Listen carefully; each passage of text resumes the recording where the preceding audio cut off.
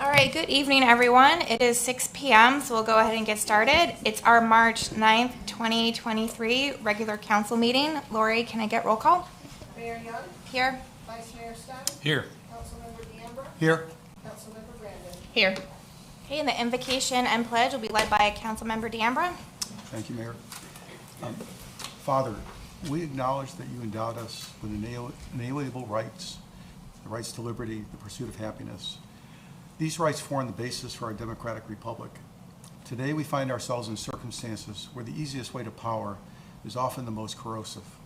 We pray for our leaders that instead of sorting ourselves based on party affiliation, walling ourselves off into silos, that we recognize that democracy thrives when we don't talk about the differences, but how we are the same.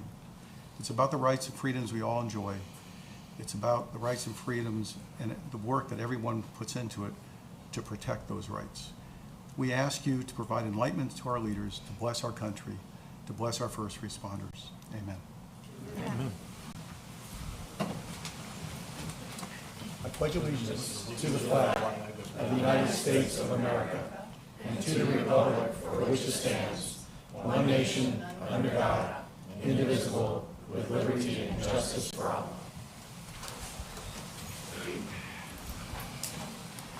All right, I'd like to get a motion of approval of the agenda, noting that agenda item 10 has been postponed by the applicant, which is, agenda item 10 is a conceptual presentation for the Main Street development. I'll make a motion to approve. I'll second. All in favor? Aye. Aye. All right, so the first presentation tonight is a presentation of the Abby Brennan Merit Award. And I will go through the criteria for consideration for this award. So it is an individual who continually volunteers his or her time, dedication, and talents to the Village of DeQuesta and its citizens, making the Village of DeQuesta an excellent place to live, work, and visit. An individual who has shown a willingness to work with the Village of DeQuesta residents, who is enthusiastic about the village and its citizens, and who works continually towards the betterment of the community. And lastly, an individual who has specifically made a positive difference to the health, safety, and welfare of residents of DeQuesta, or has generally made a positive difference to the health, safety, and welfare of residents of the state of Florida through their service to municipal, educational, and or other civic, religious, or community-based organizations. So this year, I am very pleased to announce that the Abby Brennan Merit Award is going to Liz Schauer.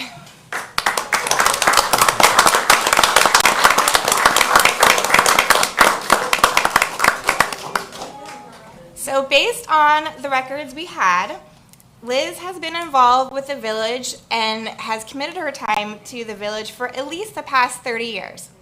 She was a council member from 1993 to 2001. She was a vice mayor from 1996 to 1997. She was the mayor from 1997 to 1999. She was an original member and first chair of the LPA and Planning and Zoning Board when it was established in 2003, and currently sits on the board now. She was chair of the Public Works Committee from 2000 to 2001. She was on the DeQuesta Memorial Committee from 2004. She was on the Recreation Committee in 2019. She was on the Treasure Coast Regional Planning Committee on 2022. And not only has she been dedicated to serve her village, she's also involved in other organizations in our community, such as her church. And I have to say, like several of our past female leaders, Liz is always there to support and mentor the next generation of female leaders. So Liz, congratulations on being awarded the Abby Brennan Merit Award. And you can feel free to come up and say a couple words if you want, but you don't have to.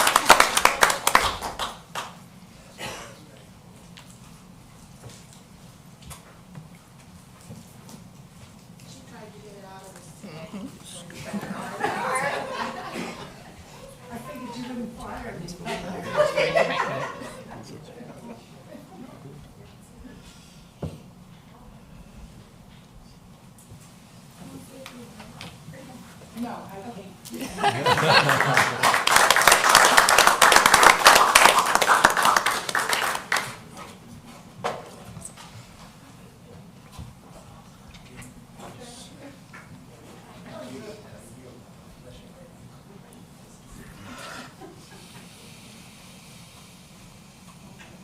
right, next item on the agenda, item number 2 is a presentation of the appreciation plaque to outgoing council member, Vice Mayor Kyle Stone.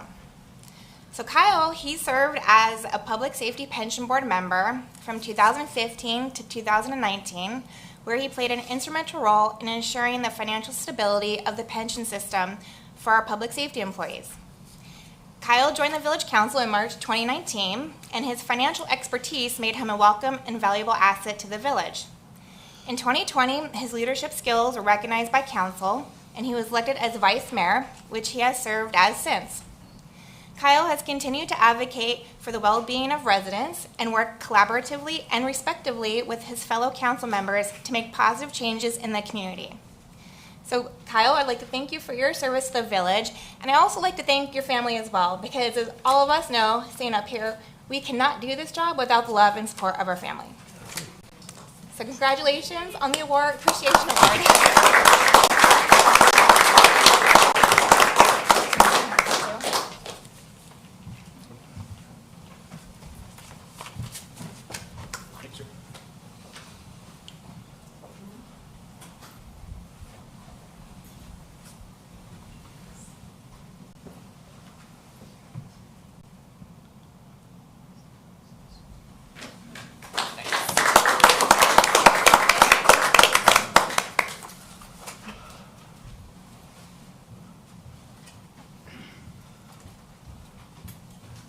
Vice Mayor Stone, would you like to say anything?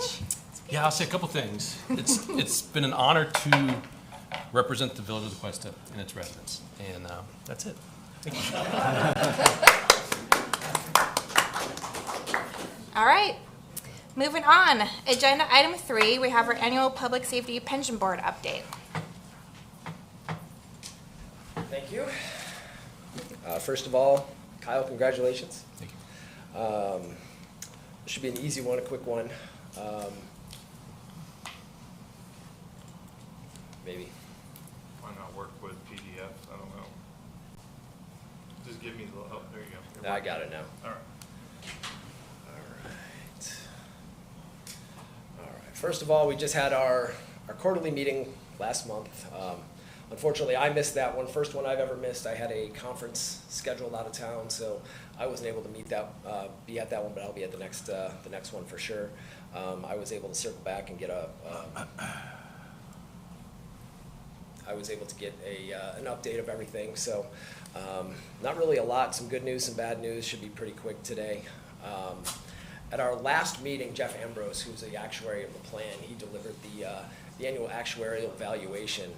And a couple things that I had mentioned previously over the last couple of years that are really coming to light now is that the reserve balance that we've had for, I think, 4 years now, after this coming year is going to be depleted. So the contribution for the police portion of the plan, 6.54%, relatively low, but there will be a $157,000 contribution this coming year that will deplete that reserve account. So if you recall, over the last couple of years, I said that reserve is going to be depleted at some point, depending upon how much we receive. Therefore, there's going to be an additional contribution requirement coming from the village. I assume you're all aware of that. So, additionally, as far as the firefighter portion of the plan, contribution was a little higher than the last couple of years, but we did receive a nice contribution from the state. That Chapter 175 money came in at about $200,000. So, good news there.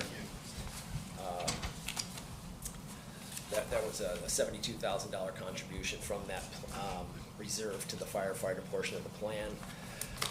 Performance over the last year, obviously it was a tough market, not as great as we would have hoped. We had a 4.5% return on the portfolio against a 7% assumed rate of return. Obviously that's our long-term goal. We're not going to hit 7% every year. We had far exceeded that over the past couple of years. But in my opinion, 4.5% over the last couple of years, last year was not too bad. The actuarial loss, obviously, there's a couple things that added to that in addition to the underperformance of the market. One thing is something that I believe you all voted on, the addition of the 6 firefighter members being added to the pension back that would include their interim portion of their employment with the village. So that adds an additional obligation for the pension plan. So we'll hit on that in a couple slides. We are still overfunded, so we're 102% to plan. I was actually surprised to see that when I saw it last year. If you recall, we were 104.9%. So we're still above plan even after that additional obligation and the underperformance over the past year. Personally, I think at some point we may need to make a few changes, but as we talked about, those probably won't be for another year or two on the expectation. As far as the actuary, he says the contribution percentage of covered payroll from the village is still relatively low, one of the lowest that he has for all plans that he works with. The contributions have been fairly stable. Our performance report came in pretty good at the end of the fourth quarter, value of $21.6 million. Allocations are up there for you. Domestic equity, just over 50% of the portfolio, 13% in international. Fixed income split between domestic and global, 19% here in the US, 3% global, 12% in real estate, and a small portion in cash. As far as for the last quarter, relative to our benchmark, slight outperformance. That's the goal, is outperform that benchmark as best we can. We beat it by 5 basis points. Really the only laggard there was the international equity that held us back a little bit. Everything else was slightly above. Over inception, going back to the beginning of time for some of these funds in the portfolio, we're lagging a little bit the benchmark, but that's going back, to the beginning of time. We've made a few changes over the last couple of years. Hopefully we're going to catch up and we're going to pass that in time and be above the benchmark long term. Every year I tend to get asked about fees, so I asked them to add a slide this year where we are with these strategies that are being managed, what the fees are, so that we'd have an idea of what they are. So you can see right there, everything is below 1% except for one portfolio, on the lower end of average versus their peers. So, everything there, you can see it for yourself. The real estate sleeve is 1%, which is very standard as far as everything else there. As far as where we are percentile for each of these, each time frame, we're typically right in the middle of the pack, 49th, 51st, 41st, kind of depending upon the time frame there. But we're doing what we're trying to do.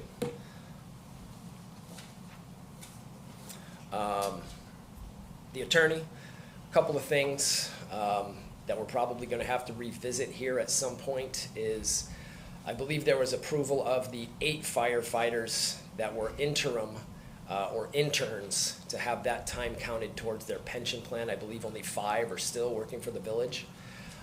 They had that approved. There's going to be an actuarial study to determine exactly what their contribution will be. And I'm sure that you will all be hearing about that and finding out about that. We also went over some changes with the Secure Act and then some internal controls, learning what's happening in other pension plans around the country. A lot of fraud happening that's was eye-opening to me. But other than that, that's about it. We're done.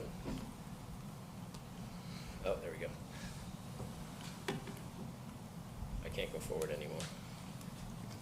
That's the last slide anyways. Any questions, guys? Like I said, pretty straightforward. We're still above plan. Performance was where we wanted it to be. Obviously, we'd like to do a little bit better. It was a tough year in the market, but we still eked out 4.5% return. Okay. Thank you, Kris. Council, questions, comments? One question I have, is there any conversation because with interest rates rising of changing the allocation and increasing your bond holdings just from the risk reward scenario? Yes. Okay. To like what?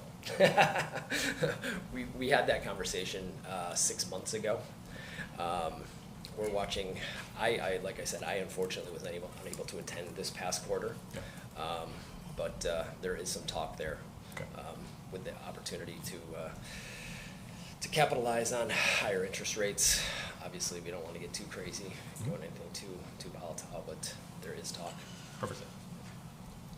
Follow up on that question, and I've got a couple of others. When you talk about capitalizing on higher interest rates and the discussions that you've had, what kind of duration are you looking at? Are you looking at, going out maybe 1 or 2 years where the yield curve is at its greatest rates at the moment?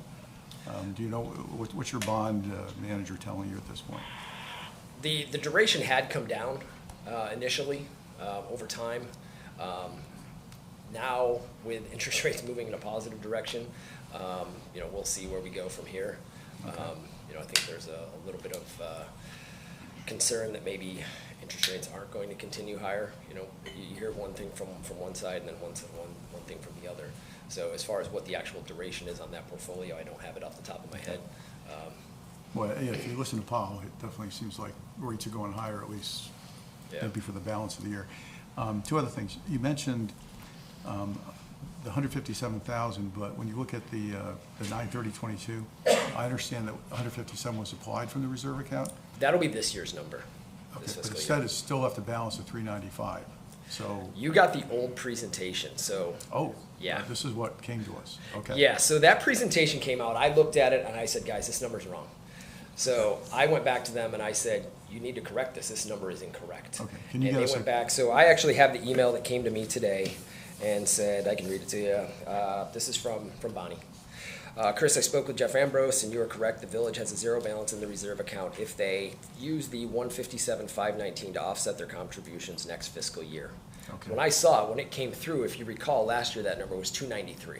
Okay. And I saw 395, and I said, how the heck can we have grown by $100,000 when we pulled out $100 and whatever thousand dollars? That can't be. So they went back and they reran the numbers, and there's 157 as we sit today. But if we utilize that next year, then it'll be wrong. Right. Then it'll be gone. And then the other question I had is, when you talk about the fee presentation, if you could also include next time around the total fees, including the administrative costs of the plan, as well as the fee for the investment consultant, so that we can actually see what the total fee structure is. Those are typically flat rate amounts. So as a percentage, we can calculate it. I mean, it's going to be And I a moving understand that, target. but it'd be nice to have it recorded and documented so that everybody is able to see what that totality is. So if you could do that for the next time around, it'd be great. Yeah, I had asked for it. Okay. This, I unfortunately don't create the presentation. I understand. So that's I'm not what pointing they the finger gave at you, me. I'm just saying if Yeah. you could include that, that would be helpful information. You got it. All right, thank you. Keith, did you have a question?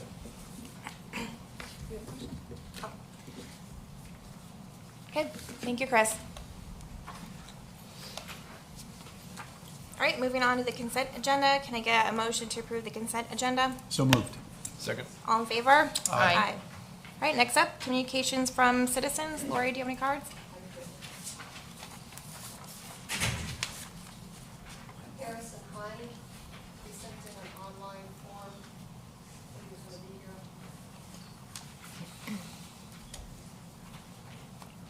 Okay. Oh, that's it. Okay. Anyone here to talk about something that's not on agenda item? Okay. All right, moving on. Communications from council. Councilmember Brennan? I wish it would rain. Yeah. It's really the only thing that's really on my mind. Other than that, just so the residents know, I know that there's a lot of things floating around that we are working on and things that are being brought to us by outsiders such as developers and business owners, and the wonderful bridge is closing. I know for my part, I can speak for myself, I do try to follow all the feedback in the community as well as the digital world. So even though you might not be able to make it to the meeting, your voices are being heard. I know that I do relay those messages to our manager, and then he communicates with us as a team. So I just don't want you guys to feel like you're not being heard, even though you might not be physically here in the room. Other than that, Mr. Stone, I really don't have much else to say. Other than it'd be very strange and having you up here till I left. I do appreciate you coming on to council when you did.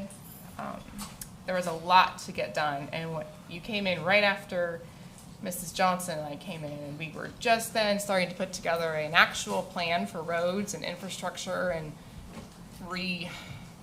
rebuild our reserves, you know, for the rainy day fund, which was depleting like crazy. And also we were taking on a new rec center, and we had a lot going on that time, and we were really striving to set that goal and hit that goal of putting plans in place budget-wise and also strategically, so that way residents will see things happening and know where their tax-paying dollars were going. So I appreciate your hard work, because you brought in a lot of finance background and also helping with negotiations for our public safety, because that first year we had a unique situation and we were able to get back on track with that. And I appreciate all your professional input and you as a friend and a neighbor, and don't go far. Not moving anywhere. I hope. Thank you. Councilmember DeAmbra? I want to echo what Councilwoman Brennan said and thank Kyle for his 4 years of service. It's been great having you as part of this council. The only other thing I wanted to bring to everybody's attention or recognition is we're very blessed to have an organization here in Tequesta called Hannah's Home, which provides a place for young women who have nowhere else to go, who choose life for their child. And Molly and I were able to attend the dinner last Thursday evening. It was sold out. There were 360 people present. This was founded by Pastor Paul and his wife Carol. Carol was the inspiration for this. She had founded a similar organization up in, I think, the Columbus area of Ohio, right? Okay. It's a wonderful organization. It's been embraced and very strongly supported throughout this community, which is a wonderful thing to see. I also wanted to personally thank Dave McGovern. Through his family, they have a travel business in Ireland, which we were fortunate to be able to utilize last summer. Well, he donated a trip to Ireland. It was the highest bid during the auction to raise additional monies, and they actually had two bidders that came to the same amount, and he actually added a second trip so that both high bidders could go, and that raised almost $18,000 by itself for Hannah's Home. So it's a wonderful organization. If you haven't had a chance to visit the home, please do. We're very fortunate to have them in this community. We're fortunate to have Pastor Paul and his wife Carol, who were the inspiration behind this. And I just wanted to acknowledge and provide recognition for the wonderful work that this facility is doing for women, not only in our area, but from all over the state of Florida. So thank you both, and congratulations. Thank you. Yeah, I really don't have much to add. It's just been a fun ride, and really excited about kind of where the future, where Tequesta is going. So. I have nothing else to add. Okay, moving on to standing reports. First up, Village Attorney. Thank you, Mayor. I don't have a report per se. I did want to express how much I've enjoyed working with Vice Mayor Stone over the years. It's been a pleasure, and it will be missed. Okay, Village Manager. The community survey that we've been working on will go live and will run through March 31st. Next Tuesday is Election Day, and as an added bonus, we'll have coffee with the manager, myself, and Public Works. So if you want to know what's going on with the village, specifically roads, sidewalks, come out, have some coffee with us. And then the Citizens Academy is full. That will start in early April, so we're excited about the second annual Citizens Academy. And then don't think anybody needs a reminder, but the bridge will be closing on Monday. And then I would feel bad if I didn't have a chance to embarrass somebody publicly without being too harsh, but today is Marjorie, our utility director's birthday today, so I get a chance to introduce With that, you have my report. Thank you.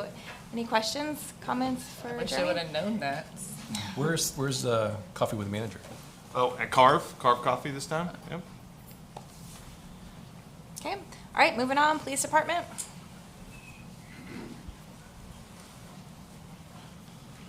Evening, Mayor, Vice Mayor, Council, Village Manager, Attorney, and Clerk. First off, I'd like to thank Vice Mayor for his service.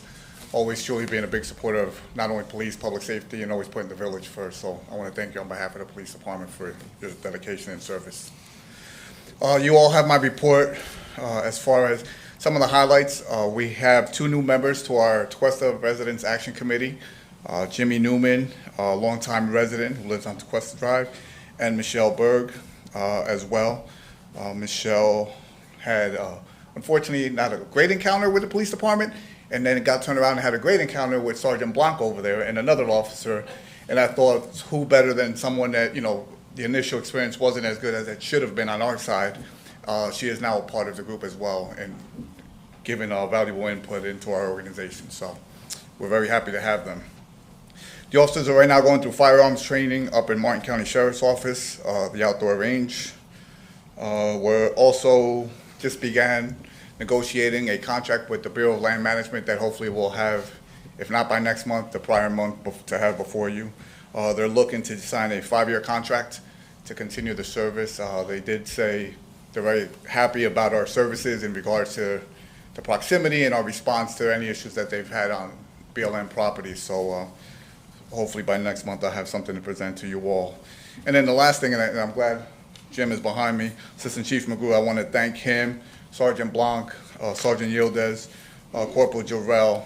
I was just told earlier today that, as you all know, we're an accredited police department through Florida. However, we were just accredited by the Florida Mutual Insurance Trust based on our safety excellence, and we received a rating of level 2, which only one other police department has that's part of their trust in the state of Florida. So a total of 7 police departments, and we're one of only 2 that have a rating of 2. So they truly put this together. They've had a lot of meetings about it, a lot of paperwork, just ensuring that it's a smooth transition. But I was told today, unofficially, that at some point next week or the following, we'll be officially accredited with them as well.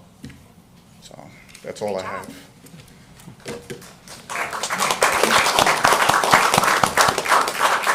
Any council comments or questions?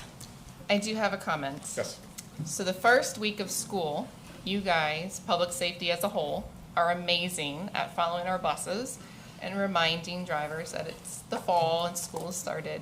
I do want to commend you guys that you don't just do it during that first week of school. I have several times in the past 2 months have seen an officer, especially on Tequesta Drive, stopping behind the bus.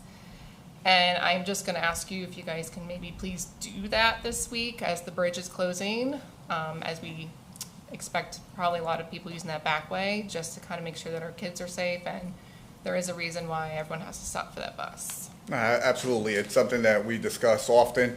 I will tell you at one point, in fact, one of the track members actually brought it up to us. There was an issue on Country Club Drive where an individual went around and was speeding and said something to a couple of kids and a parent that was waiting for the bus. And we were out there the next day, thanks to the track member bringing it to our attention. But it's something that when they're not on the job, they're out there, meaning, they're not on a dispatch call, and they see a bus out of habit. They've been doing a great job of that. It's just following the bus throughout the village, ensuring that no one's speeding to get home. Everyone's in a rush nowadays, and like you said, especially with the bridge, we want to make sure that the kids and everyone else is safe. So we'll continue to do that. Thank you. Good job. I just had one question for you. Anything of interest come out of that meeting with Senator Scott? No, it was great. In fact, soon to be Councilman Sartori was there, Rick was there as well. No, it's one of the things that he talked about was securing our borders. And as we returned 2.5 hours later, I don't know if you know, there was a landing at Jupiter Land Colony that myself and Assistant Chief and Kurt responded to as well. There were 19 migrants. 2 actually made it to land. 1 was quickly captured, and then 1 maybe within a half hour, 45 minutes was in custody. So he also just talked about the epidemic of fentanyl. It's just a nationwide problem. The lives that it's taken, and just our fight as a police department, and just asking if what we needed to make sure that we keep our kids and our communities safe. So he's a big advocate of that. So it was a great honor to be there. Okay, thank you.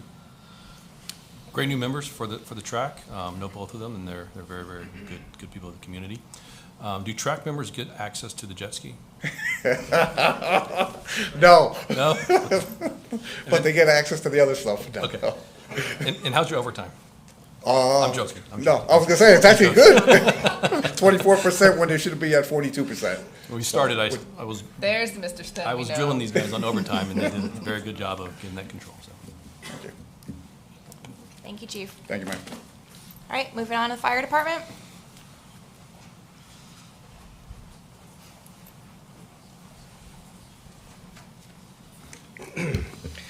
Good evening, Mayor, Vice Mayor, Council, Mr. Manager, Mr. Attorney, and Village Clerk. I think I'll kind of keep the ball rolling with, I want to thank Vice Mayor Stone for his service and the work that he's done here with the fire department specifically and really all of the village. You were actually one of the first meetings that I had as a new chief, as far as a council member coming into my office. And you asked some very good questions, including the one about the overtime, many times over, I might add. But you helped me formulate a plan, and I do appreciate that. Okay. I'd also like to say happy birthday to Marjorie. You have my report. I'm going to hit some highlights. We did staff up additional personnel back on the weekend of February 4th through that whole weekend there to support the other side when the Cato's Bridge was closed. In the last month, we had 2 of our officers attend the Lieutenant's Officer Development Academy with Palm Beach County. That's a 2-week program that sharpens their skills. We also had 2 of our younger firefighters attend the Palm Beach County Driver Operators Program.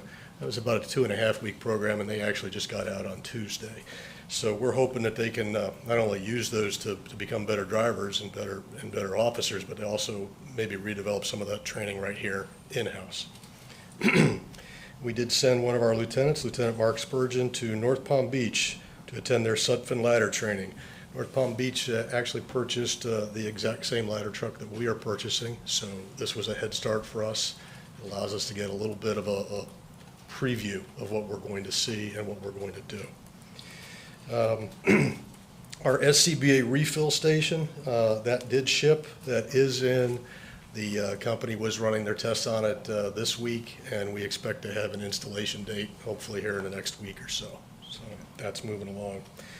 Traffic preemption, basically my version of let's talk about the US 1 bridge closure. So we did get the equipment in. We did start getting it installed. It is installed along the 4 intersections that the Village of Tequesta paid for. So that's all of Tequesta Drive from including US 1, Dixie, Seabrook, and Riverside. I have 2 of the trucks already with the equipment installed. What we don't have is the equipment all turned on. That has to happen at the Palm Beach County traffic management level. From what I understand, they were doing some programming today on another part of the section, the part that the FDOT is working on, and once that was complete, the entire thing would be turned on. So hopefully this weekend we're actually starting to use it and can start reporting back to them any deficiencies that we see. Excuse me. We have a 3rd truck that is at the shop right now that it will have the 3rd piece of equipment installed on it, so that will include our 2 rescues and our current frontline engine. As you know, I bought 5, so the other 2 are waiting for the other 2 brand new trucks that we purchased a year or so ago. So that kind of brings me to the new apparatus. So the new ladder truck, we just in the past week found out that the truck is almost ready. So my team and I will be headed to Ohio to do final inspections in April 3rd, 4th, and 5th, with delivery expected within a week or 2 after that, provided there's no deficiencies that we find when we're up there. So after that occurs, the truck goes to the West Coast where we'll have the equipment mounted, the equipment package that comes with it. The equipment gets mounted. That takes about 4 weeks, 5 weeks, depending on some of that. And that is where that truck will receive its traffic management equipment at the same time. The engine is going to be delayed, as I've mentioned before, 3 or 4 months. It's now currently looking like December. Quite frankly, with the way the supply chains have been, I wouldn't hold my breath. I would honestly, I'm looking at January and February. But we're still on track to get it done. Regarding US 1 and the traffic issues, the other thing I can report, again, a recent email from Palm Beach County's fire chief. They are staffing an engine on this side of the bridge. It will be at the Coast Guard station. There'll be 3 guys on it, and it will have ALS capability. So that's another engine on our side. which is an excellent thing. So we're gonna see how this works for the first few weeks. We're gonna track response times. We're gonna look at a lot of different things. And then at that point, we'll see if there's anything else we have to do. We need the traffic to, well, quite frankly, I think it's gonna be bad for the first few weeks. I don't think anybody's gonna argue about that. And then I think some people will pick a new route. They'll go around, and hopefully it gets a little bit better for us. I do have a few other options in mind if we have any response times issues, including asking for police escorts, possibly pre-positioning trucks during peak traffic times. But I don't want to do any of that until I see it. So we're going to take a look at it and see what happens, and we will respond to it as needed. Personnel announcements. Firefighter Zach Wickert completed his NFPA certification as a fire plan reviewer, so he will be taking over that role from our retiring Captain Bill Newbern. Also during the month of February, we conducted a new hire testing, so we did written exams on February 6th and oral exams on the 24th. We did hire 2 personnel, and they are starting the end of the month, so that will bring us at that point to full staffing. What else do we have? David McGovern. I know somebody up there mentioned David McGovern. Well, that man he got promoted to captain, as most of you know, and his badge pinning along with Lieutenant Jason Fawcett is tomorrow morning at 9 a.m. So if you're not doing anything, come on out. It'll be a good show for about a half hour or so. I've got some guest speakers, so I'm not real sure if they'll adhere to the 3 to 5 minutes. We'll try our best we can. Dave is a show by himself. Yes, yes, he is. And I will be giving him the mic at some point, so we'll see how that goes. But it'll be fun, and we'd love to see everybody. Swift water rescue training. We do have. We unfortunately had to cancel the first class that we had tried to get in here. We're going to be able to reboot that later.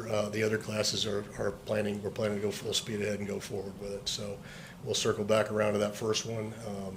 It's a relatively basic class, so it doesn't affect our team as much as an overall training thing. So we'll circle back around to that. And I believe that concludes my report, unless there's questions. Thank you. Council comments or questions? No questions, but thank you for being somewhat prepared for what might happen in the next couple of weeks. That way we aren't struggling and running around chickens with no heads. And just if you could keep our manager up to date on the traffic devices so he can keep up to us to date. I mean, it's a little tight for my liking. I know it's not in your hands, the programming part, but. I'll be honest, I rewrote that email I sent to him a few times, but I would have appreciated a little more time on testing it for our own trucks. That said, I did reach out to the vendor directly. They do see the 2 trucks that we have equipment installed on their system. So because they're seeing it, I believe as long as the system gets turned on, I think we're going to be okay on that. Okay. I do expect there's a little bit of a learning curve with it and a little bit of a get used to it. So we'll see. But the vendor's been very reactive to everything that we've asked for, and they're going to help us test it. And we've done training with it, so we're good. I appreciate that. It just still scares me that we have one way to the hospital, and that is it. That's correct. Well, there is a back way, which our guys are familiar with. And fall back to that is one of 2 things. We can actually go to Martin South, a little bit further of a haul. And we could possibly call for the helicopter, depending on the severity of the patient. So we have some options. Other than we build a ferry, I'm not really sure what else I can do here. Hey now, there's an idea. Councilmember DeAmbro? Interesting you actually brought up that last point. The ferry? Well, no, I was joking for the record. Well, well, the only reason I said that is if, they're talking about building that boat dock over at the Bureau of Land Management where we would have our boat. Yeah. So if things were difficult, let's say, and you had to get somebody across, you could theoretically take them across there, need an ambulance on the other side, and then transport.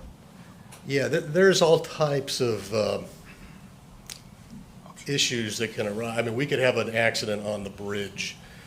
All kinds of way of getting people just across the bridge to another waiting ambulance, which we've discussed. It's out-of-the-box thinking, but that would be included. It's out-of-the-box thinking. There's just a lot. We could wheel them across on a stretcher. As long as there's a rig on the other side waiting for us, we could do that. So Well, as Lori we said, do have some you guys are options. doing a good job of trying to anticipate Yeah. possibilities, so it is much appreciated. We're also obviously in talks with Palm Beach County Fire and Rescue, so we'll see how this develops over time. I mean, unfortunately, we have 2 years or nearly 2 years of this, so as the situation changes, we may have to change tactics, and that's, that is one thing the fire department does pretty good at. It's been fun working with you, especially through a pandemic and hurricanes and all other fun stuff, so. Yeah, I don't want to say I'm a black cloud, but I'm used to things happening when I'm around, so, yeah, just another thing. But I appreciate it. It's been fun working with you as well. Thank you, Chief. Okay. All right, moving on, utilities. Birthday girl. Marjorie Craig, Utilities Director. I took off my tiara. We had something we used to do was we would pass around the birthday tiara where I used to work, so I just continued it. But thank you. I can't tell you how glad I am to spend my birthday with you. And actually, I'm really glad to be able to share utilities with you. You know how much I love utilities. And I want to thank Vice Mayor Stone for all of his thoughtful questions, as I appreciate everyone's questions, because that means you care and you're paying attention, and you will be missed.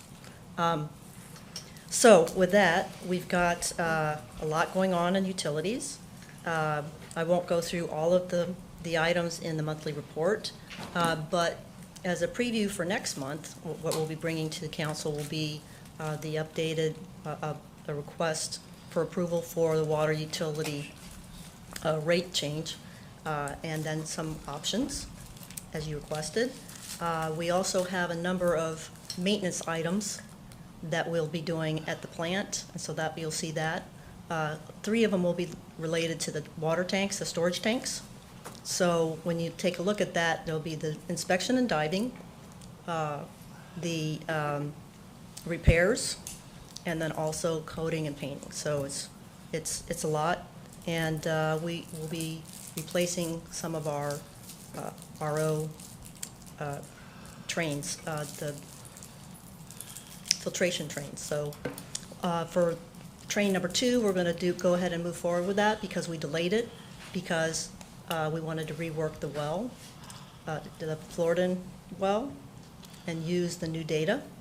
But for treatment train number 1, we're looking at putting in a pilot plant by a vendor and then having them recommend maybe the latest thing with the idea that maybe we can save additional energy and use something that's, whatever the state of the art for our water quality is, to maintain our water quality.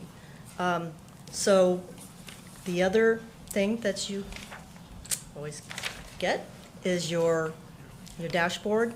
So you can see that the revenue is tracking along this year really well. You can see that the cross-connection control went down just a little bit because we had some of the inspections that are due. So we're following up with those and trying to pursue those and get them in compliance. The number of portal users continues to inch up, which is great. So we continue to increase the number of people that go to the portal for information and to pay their utility bills. And then accounts receivable, you can see that it went down, as I had mentioned last month, that it was up a little bit because of the holidays and we don't turn people off. And it's starting to inch back down again. So with that, I've also, the engineer for water main replacement projects number 1 and 4, we've requested that they reach out to the contractor, and we will be moving forward with Country Club Drive right now, but we'll be tabling Tequesta based on the conversations that we've had about the construction throughout the village, the bridge destruction in US 1 Bridge, and then also the planned project for Martin County's County Line Road. So, and with that, do you have any questions? Thank you. Only question is, El Portal project still on track? Actually, that was the top one on my list. Yes, El Portal, we plan on bringing that one, Doug and I plan on bringing that project to the April board meetings or council meeting as well. And as you know, it's stormwater improvements and also sidewalk improvements as well. So Doug is working with the contractor that has the board item is going to Palm Beach County for that particular contractor.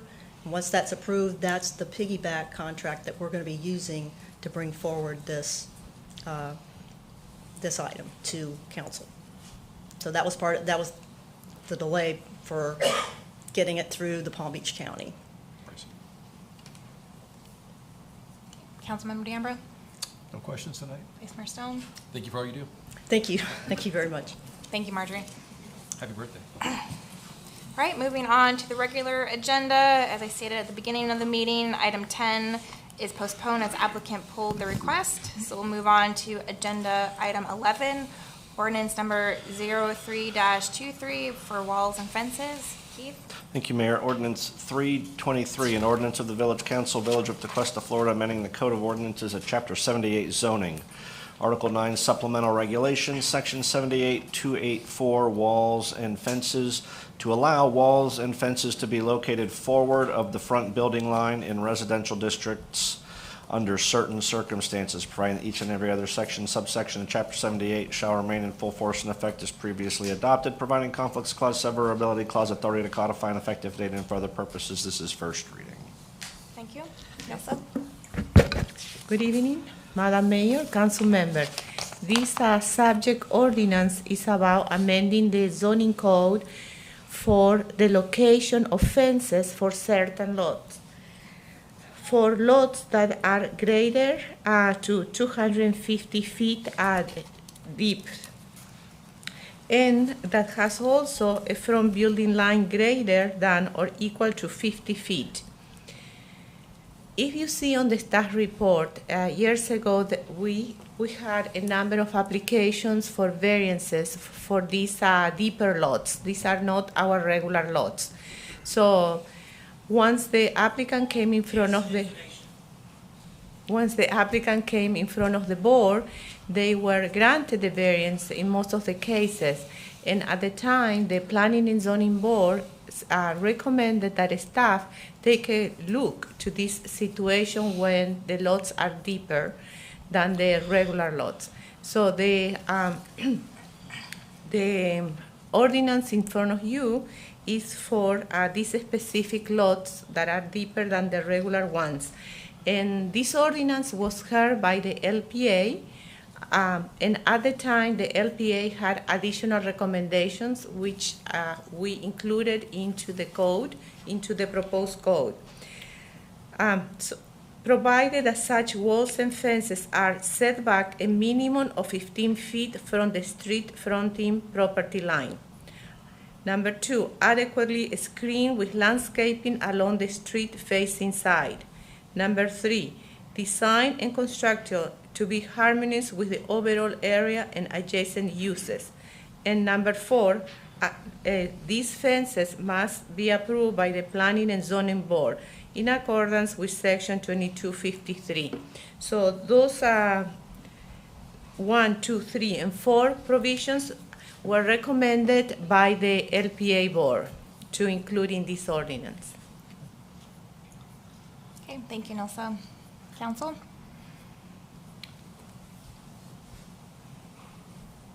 No, I think you said you've had the requests in the past. Variances have been granted pretty consistently. All we're really trying to do is bring the ordinance into accord so that it doesn't have to go through the variance process every time, as I understand it. So I'm good with what they put forth. So I listened to the LPA meeting, and I do want to correct me if I'm wrong. Even if this went into place, then an applicant would still have to come to the LPA to present what they're going to be putting. Yes. So no matter what, it doesn't really remove their effort to have to come to the LPA. What removes is the application for a variance. Right now, for example, right now, every applicant who wants to put a gate and a column in front of the house, it has to come to the Planning and Zoning Board for approval. So in this case, if an applicant would like to have the fence with this then they will just apply for the Planning and Zoning Board. It would not be a variance. It will be just a normal application for site plan review for the Planning and Zoning Board. But they would still have to come to the LPA Yes. in the end. Yes. And then what about a property that is not greater than 250 feet? If they wanted to do something, let's say it was 230 feet, they would have to come and get, That will be approval. a variance. That will be, because this Okay. is very specific with regard to these dimensions. So yes, if the property doesn't comply with this specific requirement, that will be a variance, Right. from the code, so. So I know basic, if something keeps coming up over and over and over again, it's time to look at a code and maybe look at changing it. I have a hard time with this, especially since they're gonna have to come back anyways to the LPA if they just keep doing what they're doing, because we really don't have that many properties that are that great in depth at that measurement anyways. I wouldn't mind seeing it the way it is now. If it is to change, the one thing I would like to ask is if someone puts a gate in, if we make sure that they allow enough room for a delivery truck to be able to pull in, especially if the property is on a main road such as Riverside Drive or Tequesta Drive. Only because those trucks stop and literally block traffic, and it's not a quick run to the front porch and drop it off and hop back on the truck. There is a buzzer they have to buzz, wait for the gate, go up to the house, and that really is impeding traffic and safety on those roads. So if it does move forward, that would be my request, is that we do recommend that there is enough room from the gate to the sidewalk to allow enough room for a big vehicle to pull in off the road for safety reasons. Nelsa, you included a map here. Is this map meant to be inclusive of all the potential lots where this would apply? Yes, the map that we included, these were the main, in order to come up with that distance of 250 feet, we wanted to see how many properties there were that were more than 250. So we encountered that most of the properties that are overlooking the river, they are deeper lots. But there might be other lots on another location that might meet this requirement. These were the main ones overlooking the river. So the lots within our jurisdiction, I don't believe anything on Tequesta Drive or Country Club would actually fall into this category, would they? No. So I understand what you're saying, Councilwoman, but I think the variances, Just Riverside. there's no need to have a variance request. That's another step in the process. I think this is a situation where we get them, we've approved them, it simplifies it. A homeowner can come in, doesn't have to go through the variance process. They have to come in with any site plan at any time, so that's standard now already.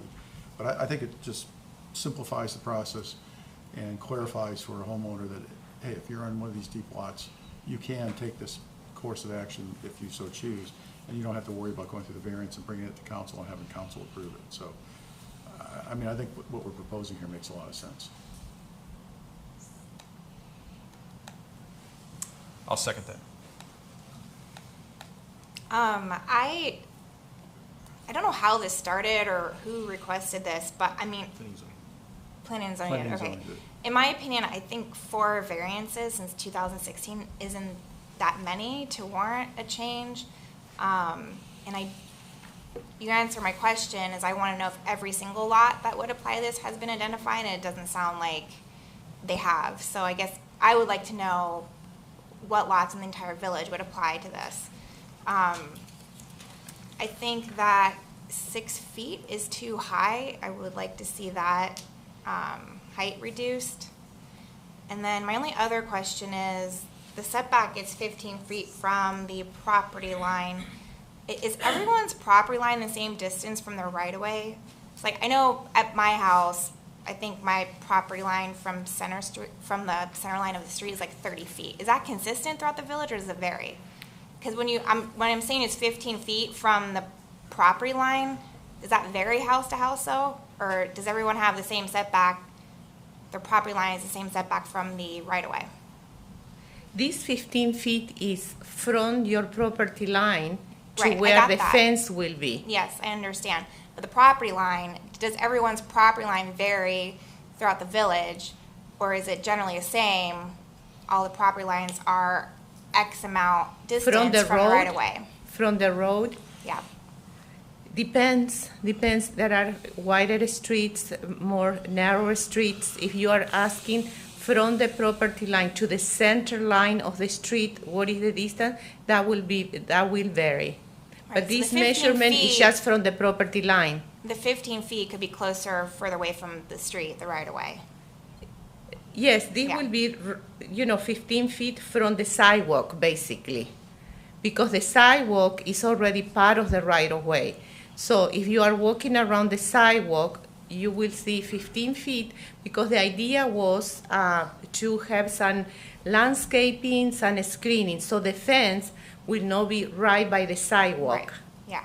What I was getting at is that 15 feet, though, can vary from the right of way, because everyone's property No, line. it will not, no, I mean, the 15 feet is from the property line. And I understand that. Yes, because if the sidewalk is right here, right? So you are walking and then right here will be the fence if you don't leave the. But not everyone has a sidewalk, though. So I think I have enough information. Yes. I know what I'm asking and what the answer is to that. So I personally just don't see the need for it at the end of the day. But if it does have to be, sounds like we might not have a consensus up here anyways, but I would like at a minimum to see the 6 feet reduced in height. So What would be the recommended height? I just think 6 feet's tall. I guess I would like to understand other municipalities, what they think is reasonable. I feel like 6 feet is pretty high. So, Okay. Shall we do this in a workshop or? no, I think we can vote on it tonight, and I'd like to take public comment. So I'll open the floor to public comment. Ms. Watkins?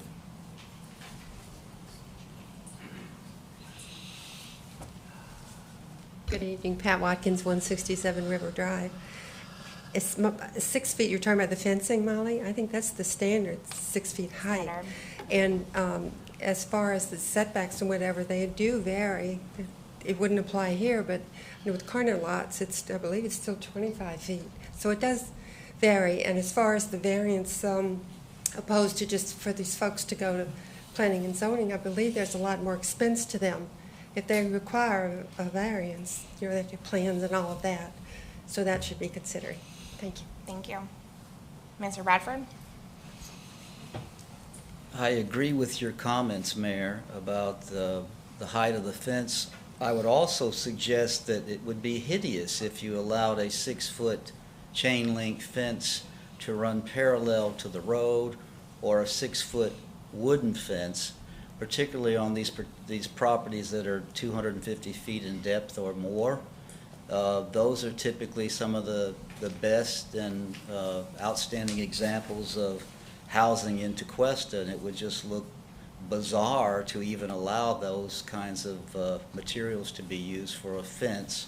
I could see it on the side yard lines, but that portion running parallel to the road, it would look really ridiculous. Those are my thoughts.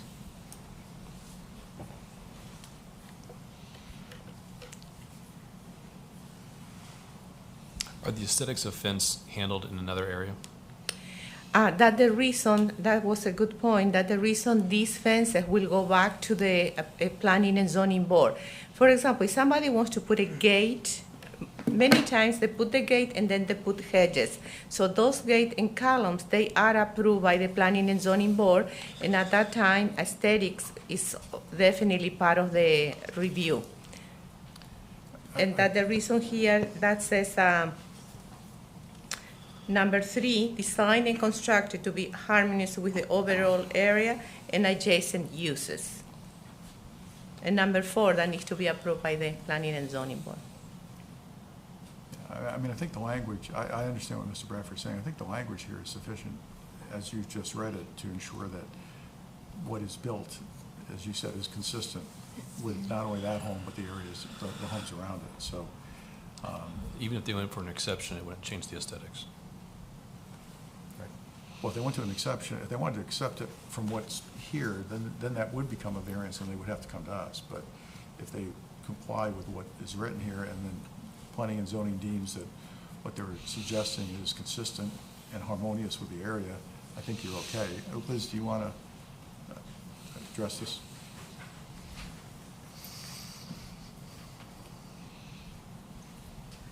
Liz Schauer, a member of the Planning and Zoning. I was the one who asked for this ordinance as basically housekeeping. Many of the residents there that have been coming in for variances, they all had 6-foot fence. They were all pretty well consistent. And it was like, I kept saying to Nielsa and to Lance, I said, I think it's just a housekeeping thing, just so that these people, because it was getting to the point where we couldn't really even think of approving a variance because we couldn't figure out a hardship. So we ended up telling them to hire a planner. I mean, that's several $1,000s. So, I mean, we basically did it just as being good to the community and to help those people because their lots are so different. But every single one of them, their fences are 6 feet. And as Tom said, nobody, and God help the person that does, that wants a stockade fence. I mean, I don't think anybody on the planning and zoning would approve that. But a 6-foot fence is basically unified through that whole area where they have the gates. Okay, thank you. Yes?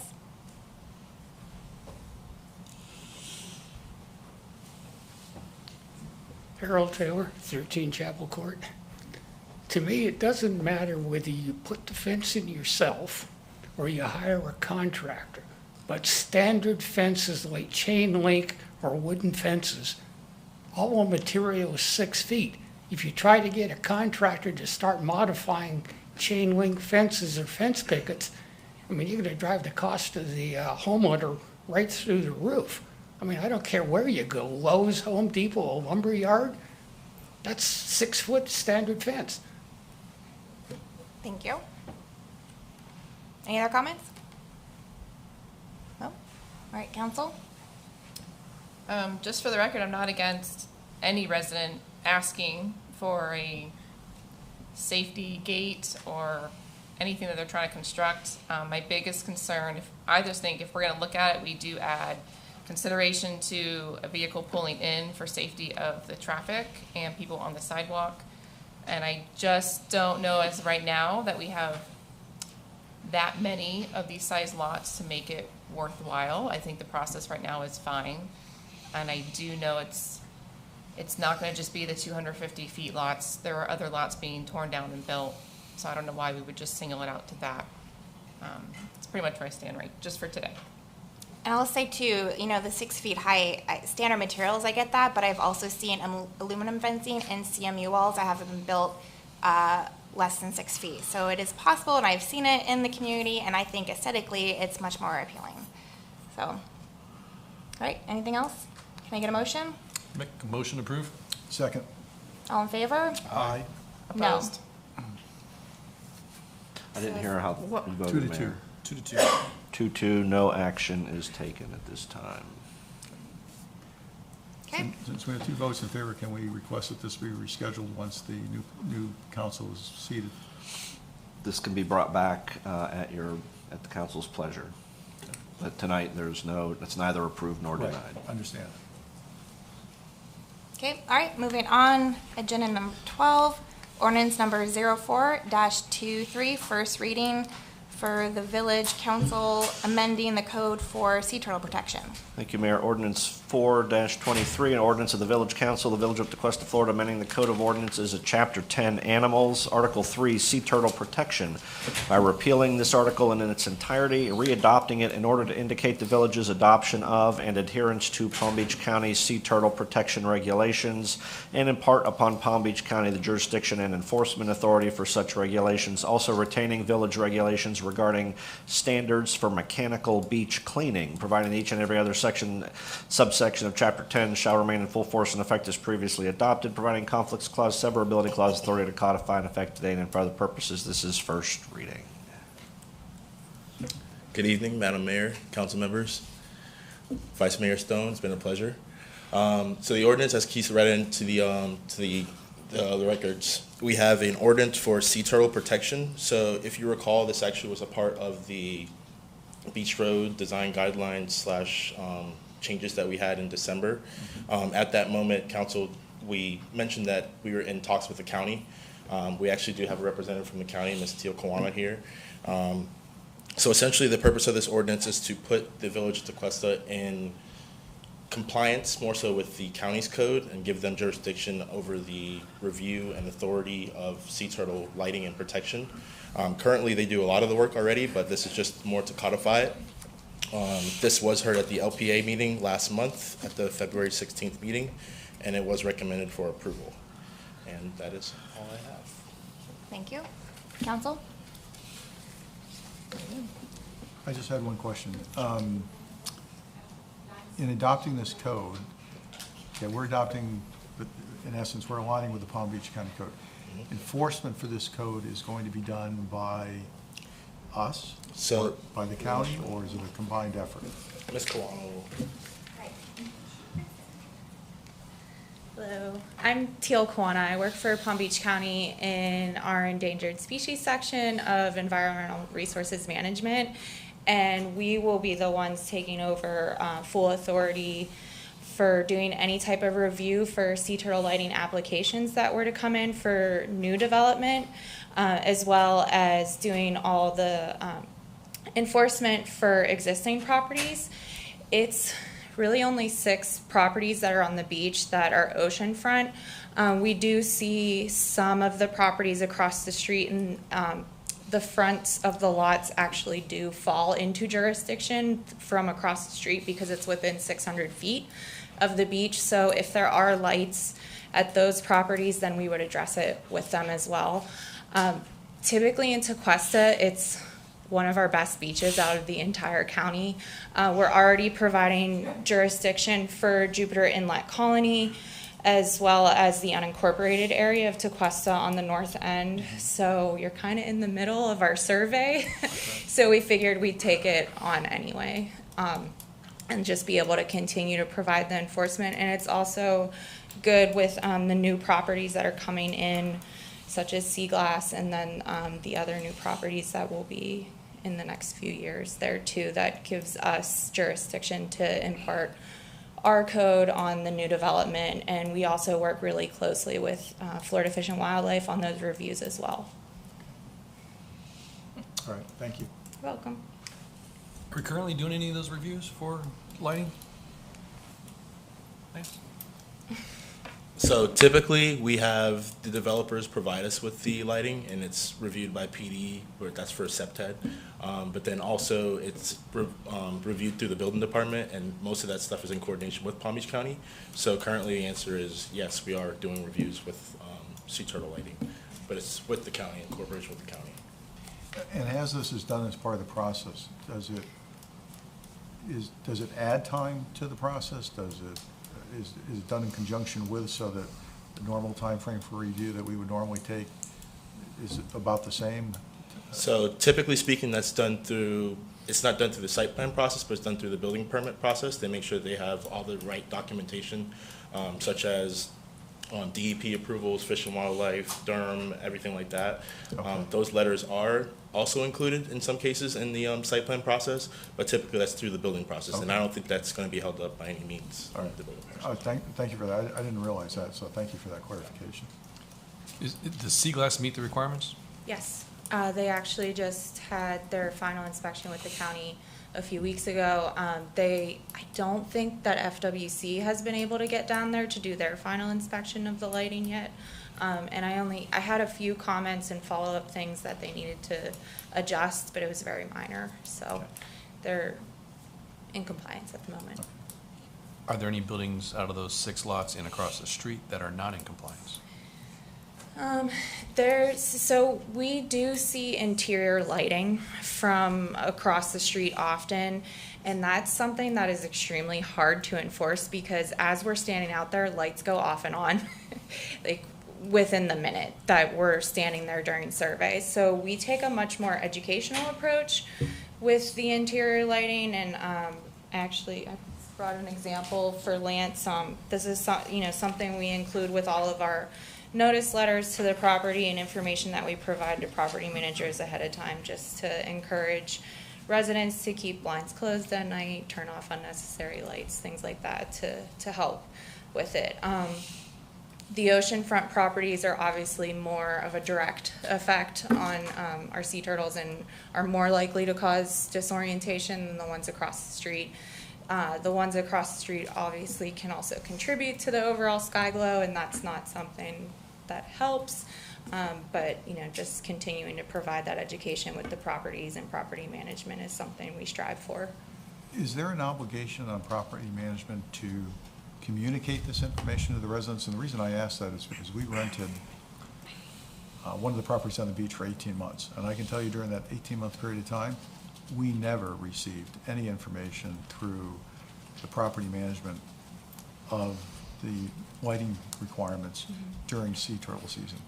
And I can tell, and there were a lot of people in that building, they didn't have their blinds shut, they had their lights on during that period of time. So I don't know if we can, what you can do to strengthen the requirement to educate, so to speak, because I know it's not happening in some cases. Okay, thank you for letting me know that, because we provide all of our property managers that we have contact with pre-season information to share with the residents ahead of March 1st.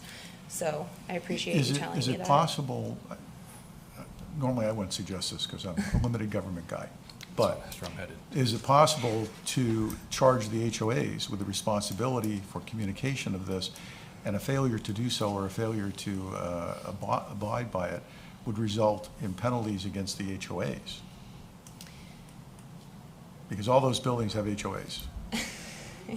Our code currently doesn't cover any portion of that, like requiring anyone to disseminate this information ahead of time.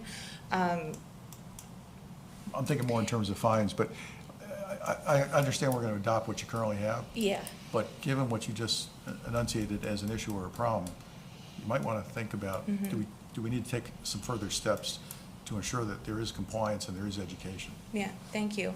We do have a process. If there is a violation, we do issue notices of violation, and then they're able to go to the board with Palm Beach County's Groundwater and Natural Resources Protection Board, and they're the only ones that can actually issue a fine the way that our code is set up right now. So it would have to go through that whole process, but it's something to consider, so I appreciate that. I'm kind of picking up kind of the similar comments from the fence. What's the issue? Hasn't been much of an issue that I'm aware of. Do we really want to give away our authority on that subject? Well, I know where the building we were in, it was an issue. So that's the only, like I said, I'm a limited government guy. I would not normally ask for government to insert itself more than necessary, but I also understand the issues with sea turtles, and in this particular case, I think it is important that people abide by the requirements to dim the lighting. So I don't know. I don't know how often people are out there. I don't know how often they check to see what they survey it to see, if violations are occurring. I just know in our building it occurred regularly. Yeah, so I know our enforcement for most things is complaint driven. Are you guys proactive enforcement or complaint driven? Proactive, so that's what I was just gonna say. We're gonna be out there next week. So sea turtle season just started last week. We did a different municipality last week, and then we're gonna be doing Tequesta next week. So we typically try to fit in 3 surveys before July, because July is peak hatching season. So we try to get everyone into compliance by then. So you already have the authority? If this is approved. I like how she slipped that in there. Well, I think she's saying authority, they can take it to another board for enforcement, but they don't, her department doesn't literally have the authority at this point to actually compel enforcement. Is that a fair statement? Yes. Okay. That's why I suggested maybe they need to look into if they can do something further. This ordinance doesn't change that. We talk about educating our residents and giving them time next week. Good luck. All right, I just want to clarify so that only the sections, this is probably more for you, Lance, only the sections listed here are the ones that are changing. So there's other sections in Chapter 10 that talk about like a sea turtle protection plan, dune restoration, all that kind of stuff, standards for coastal construction. That all is still going to apply and is under our jurisdiction. So everything that's in the ordinance that's put forth today, that's underlined or strike through, would be the new language. So the purpose, the definitions, which most, if not all of this, is actually from the county ordinance. That's why this was actually pulled from the December meeting, because we wanted to make sure that it was in accordance with everything the county had. The only difference is that we did have something in the code already pertaining to the mechanical equipment. That's staying in there. But overall, most, if not all of this is pertaining to the county's code or the county's ordinances. All right, and usually the ordinance do show the way it was existing and struck through, but there's none of that on this. So that's why I wasn't clear. I wanted to make sure, or just confirm that the sections that aren't listed on this ordinance are staying as is. In Chapter 10, Article 3. The way this is written, the entire Article 3 is repealed, and it's readopted as is contained in this proposed ordinance. Which is why you don't see, and what you are used to seeing, where you see certain things stricken and other things. Everything's underlined because we repealed the entire text of Article 3 and we're readopting it. So strictly speaking, all the language in the ordinance is new language because we're repealing everything that's in Article 3 right now.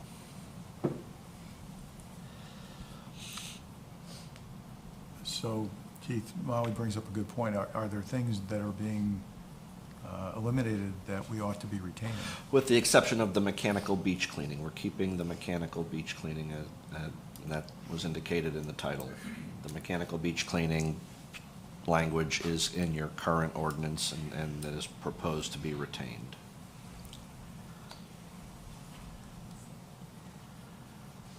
So I guess maybe it would have helped if the county ordinance was attached to this, because, you know, there's standards for existing beach access points. I mean, there's a lot of stuff on here that I'm not clear if you guys are handling all of that was in our code, if that's all in your code as well. The county ordinance, it's under the county's Unified Land Development Code. It's Article 14, Chapter A, Sea Turtle Protection and Sand Preservation Standards. So the ordinance that was set forth in December, actually, the language that we put was that we were going to comply with the county's Article 14. So essentially, we were trying to comply with this, but the way that it was written before, we actually would have opted out of their reviews or whatnot of the sea turtles. So that's why we kind of tailored this towards their ordinance. But Keith, since we don't have the original before, so that's what I was asking, kind of following on what Molly was saying. Is there anything in the original ordinance that's important that in replacing it with this, we've eliminated it, or does this address every need that we have?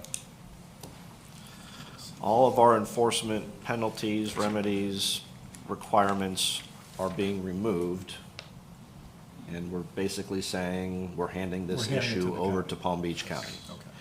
Except for the mechanical beach cleaning, which we're keeping. Correct. I personally would like to postpone this and get all the information on the county ordinance. It wasn't provided to us. I mean, I'll second.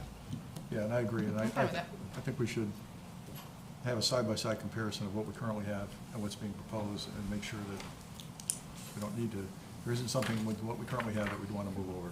yeah. Okay. All right, I'll take public comment. Mr. Bradford?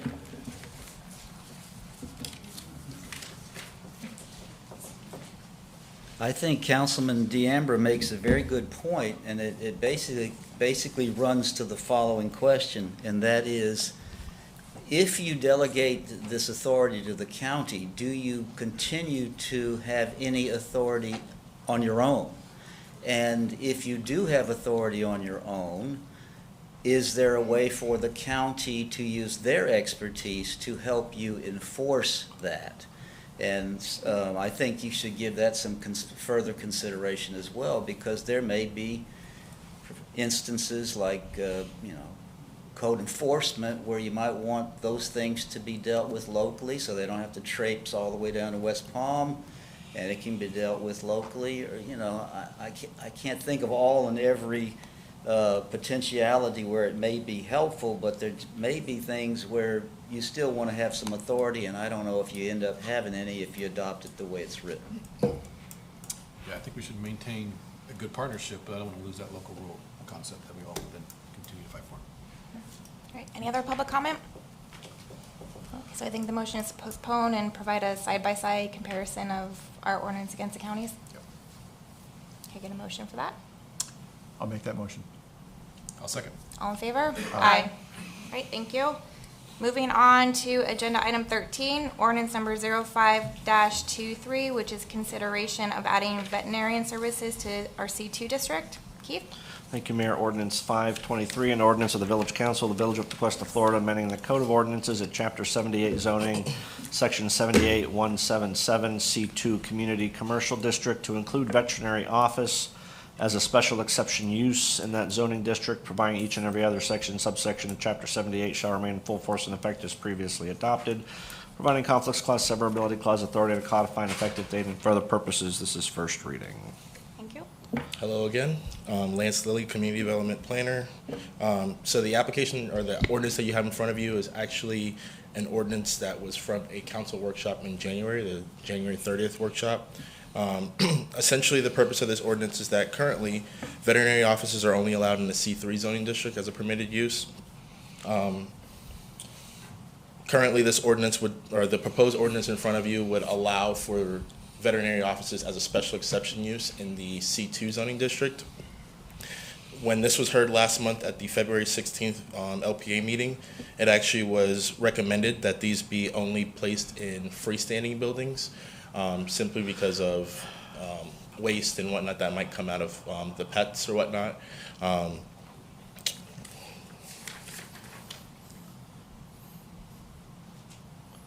And yes, so it would adhere, if this is approved, then this would go through the special exception process, meaning that it would go before council, of course, and then it'd go through any site plan reviews or whatnot that come after that, rather than it being just a permitted use.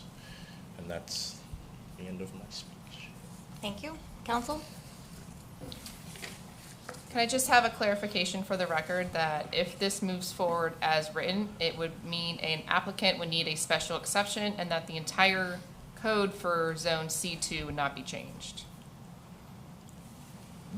I don't get the last part of the question, sorry. So we aren't changing the entire code, we're just making it to where they would need to come in and get a special exception? Yeah, correct. So if it's a veterinary office in that zoning district, then they'd have to adhere to the special exception process, which would mean the application, council, and everything else associated. Okay. Thank you. No, I'm in favor of moving this forward. Me too. Okay, I just have 3 quick comments for consideration. I spoke to a vet I know, and a couple of things we might want to consider is it says a freestanding building. Do we want to make it a single tenant building? Or if it, because a freestanding building could still have multiple tenants, so, or if there is a tenant, it has to be compatible, or just leave that up to council's consideration when it comes in front of them. I'd leave it up for council's consideration when it came in front. Okay, and the other one is, are we copying the definition from C2? So because there was a definition included for C2, but not a definition for C3, I don't believe. So is it going to be the same exact definition? No, it's the same. Yeah, we're not changing anything as far as definitions, right? It's the same definition. Okay, so 2 things on that was it calls for may include 24-hour emergency care. I know there's local emergency facilities nearby. Do we want 24-hour operable services? Something to consider. Or again, leave it up to future councils who might be considering application. And the last one is, it says veterinarian offices may include an outdoor area.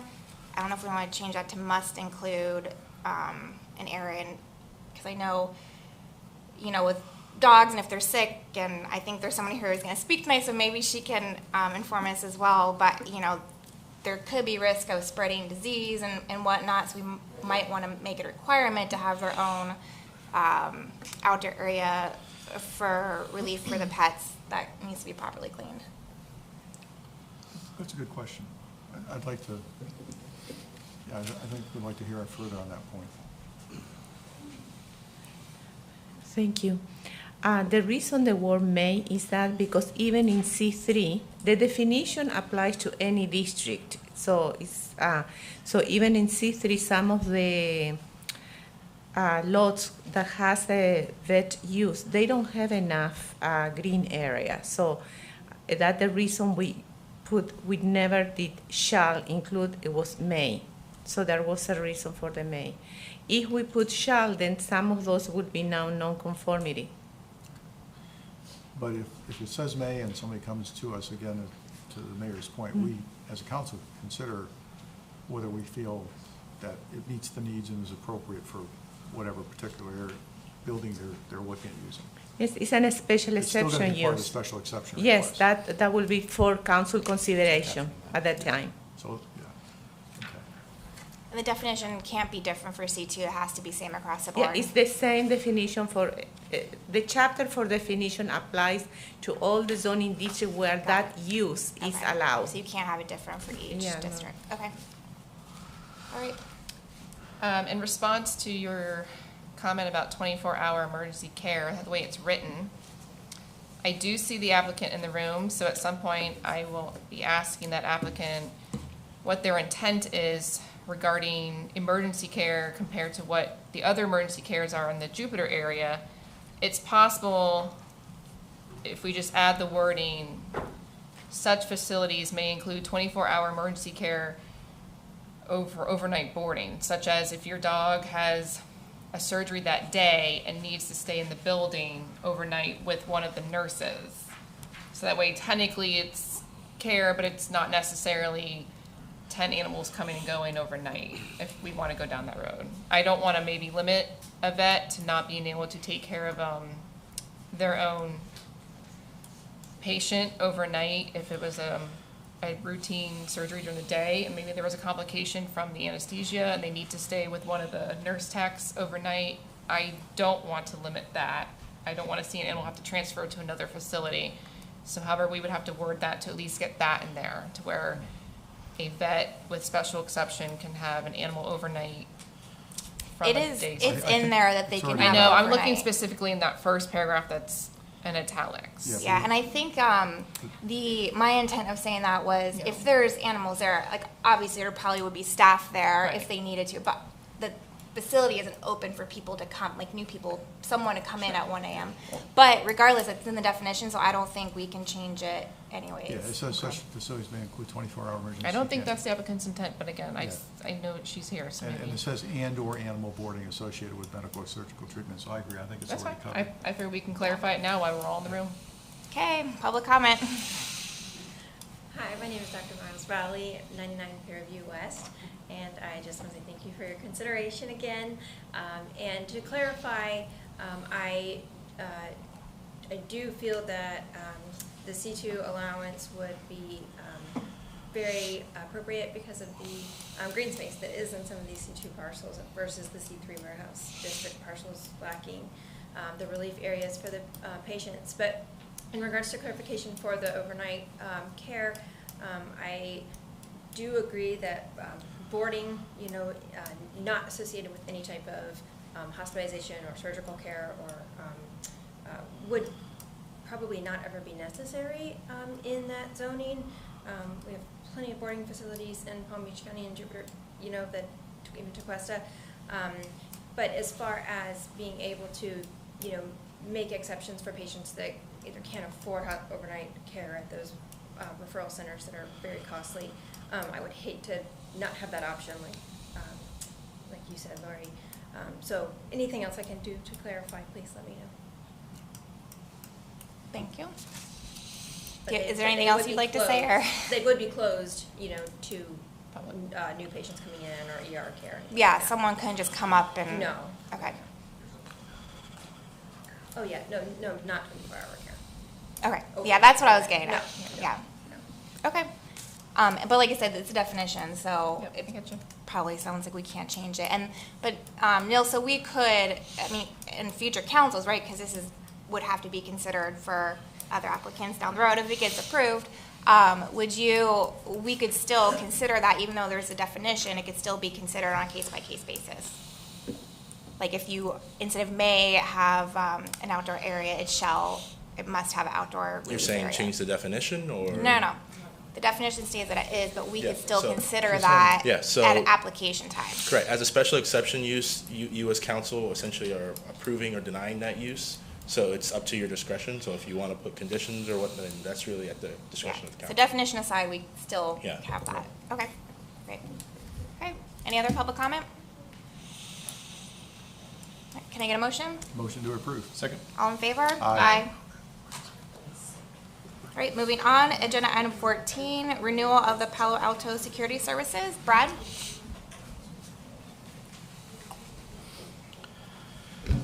Good evening, council.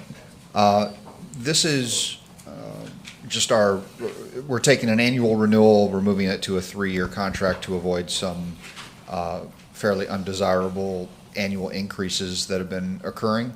So it just locks us into the price for 3 years. Otherwise, it's pretty standard stuff. Thank you. Does anyone have any questions? Nope. Any public comment? Can I get a motion? Motion to approve. Second. All in favor? Aye. Thank you, Brad. Next up, agenda item 15, consider approval for engineering services for roadway and drainage improvements in the country club community. Doug? Good evening, Mayor, Vice Mayor, Council. This agenda item is for work authorization for Kimley Horn and Associates for professional engineering services for roadway and drainage improvements in the country club community. This work authorization is based on the core sampling that we did last year. And the report concluded that the pavement deterioration was basically age-related with surface cracking based on the age. There were not structural or base issues, although as you know, there are many depressions and settling throughout the country club community. And that will need to be addressed before we can begin road improvements next fiscal year. So the objective here is basically to perform a topical survey of the road in order to obtain the existing profile of the roads. So if you can picture a milling machine going down the road, taking off the top layer of asphalt, and you have the crown of road that's settled and you no longer have the crown, and then in the travel lanes you have all the road depressions from the settling. You can't take a milling machine down the road and do a standard mill and pave. So the engineer will obtain a topical survey throughout the country club. We have 6 roads identified in the next phase, and they will take that information and provide us with a set of plans that we can provide to the contractor so they can bid the project for us. This information will keep us ahead of the game so we'll be prepared for road improvements in 2024. Thank you. Council? Long time coming. Yes. So thank you for all the info. And next month, as Marjorie mentioned, the goal is to bring forth the El Portal project. Any comments, questions? I'm good. All right, public comment? Mr. Bradford? I have a question mainly for Doug. Did the core sample reveal that there's muck? Muck is the cause of the depressions, or was it something else? That's actually a good question. 5 of the core samples were at a depth of 14 to 15 feet, so they were looking for muck. There was no muck. And then 18 core samples were at a depth of 3 to 4 feet. And basically it's poor compaction from the original construction. Any other public comment? Council, can I get a motion? Motion to approve. Second. All in favor? Aye. Thank you. Thank you, Doug. All right, moving on to agenda item 16, consider approving a letter of support for the Indian Trail Improvement District, supporting the right for voters to hold a special referendum election in November to approve or oppose becoming a home rule municipality named the Village of Loxahatchee. Jeremy? Did you want to tackle it, Keith, or you? Or Keith? Well, there's been local legislation filed to finally, not finally, they tried last year and it didn't go through this year again, basically for the acreage to become its own municipality, and that requires a local referendum for that community, and this, the ask is a letter of support for that local bill to be filed and for that to get on their ballot. It's a question of whether the council supports the idea of a 40th municipality, or yeah, that would be the 40th in Palm Beach County. Do we know who else, like other municipalities are supporting this, and does the county support this? I don't have that information. I honestly don't know. I will tell you that in the municipalities that I represent, in addition to Tequesta, this has not been on an agenda that I've seen yet. For me, this is really nitty-gritty. There's so much detail that we don't know about with, you know, them wanting to become their municipality, so it's not an easy one just to say, for me, to say we'll support. There's so much data and all the stuff that they have to look into and do the research to see if they can even do that I'm not privy to, so. Yeah, I think, you know, one of the requirements, I think, in order to incorporate is you've got to show financial sustainability. And obviously, the voters within that geographic area have to approve of it. I don't know if it's incumbent upon us to make a determination as to whether the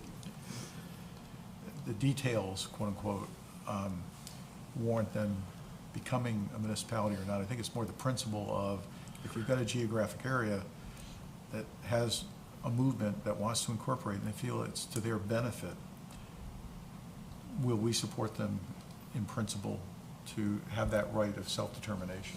That's the way I read this. Absent any negative information as to, you know, there's some big issue out there that would cast a cloud over this, I can't see a problem with us saying, yeah, we're supportive of the principle of self-determination in situations like this. That's pretty much how I read it.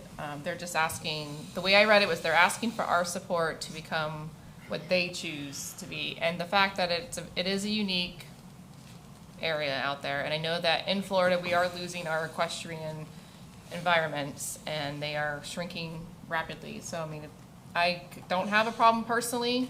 I'm not saying I have to vote for this if it's a consensus that we don't want to support it as a village whole, but as a personal viewpoint, I do support if they want to try and keep their lifestyle of what they have out there, because it is shrinking and they will be next to have a target on their back for their property to be bought up and developed, and then we will lose that lifestyle added to our Florida culture. So for me personally, I support it. I'm open to hearing how you guys want to support it as a group. I support the concept in this letter.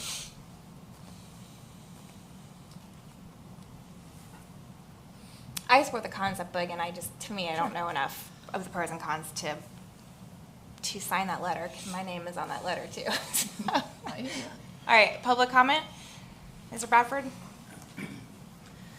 I think Mr. D'Ambra's hit the nail on the head. It's our fellow citizens in Palm Beach County seeking the right of self-determination, and as we all know, a municipality is the strongest form of government that you can have.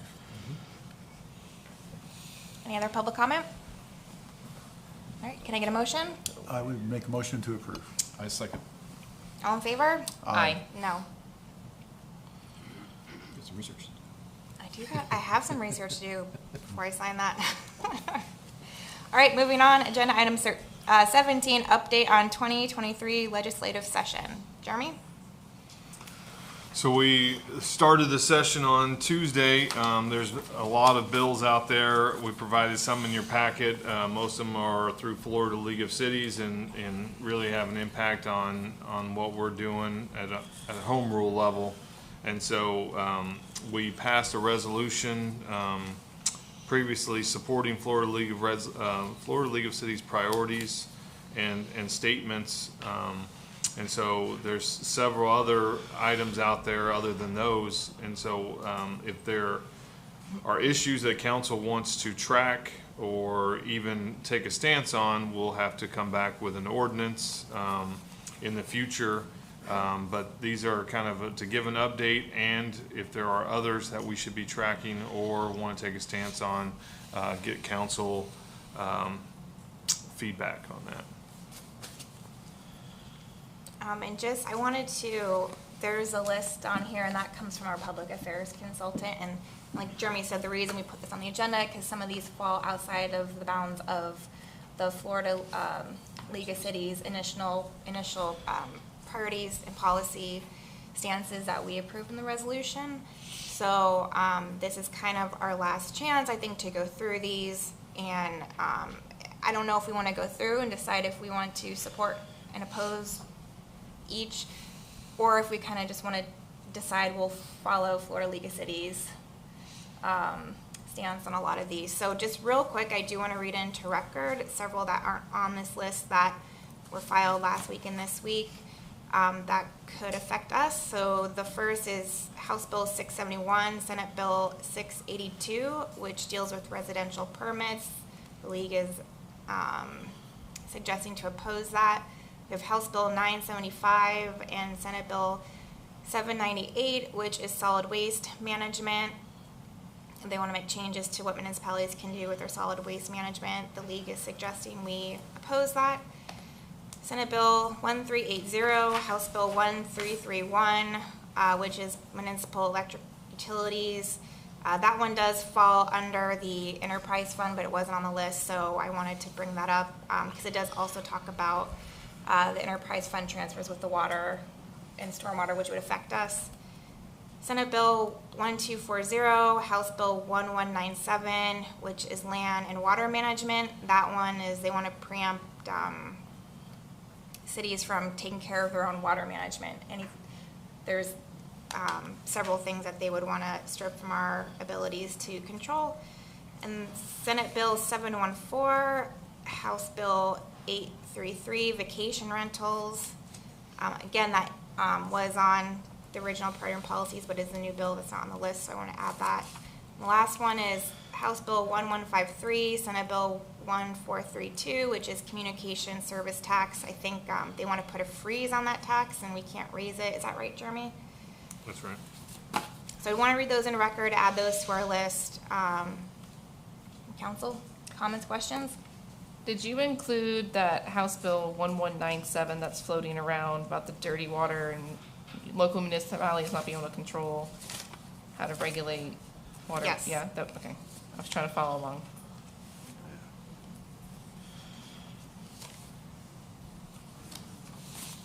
Any other council comments or consensus of how we want to handle this?